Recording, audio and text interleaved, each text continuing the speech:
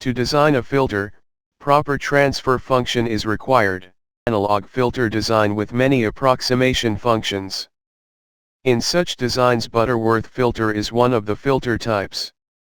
Low-pass Butterworth design considerations are mainly used for many functions.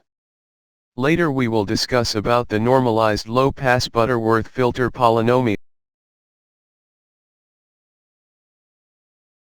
The transfer function of the filter in polar form is given as vout/ven equals mx, i.e. constant.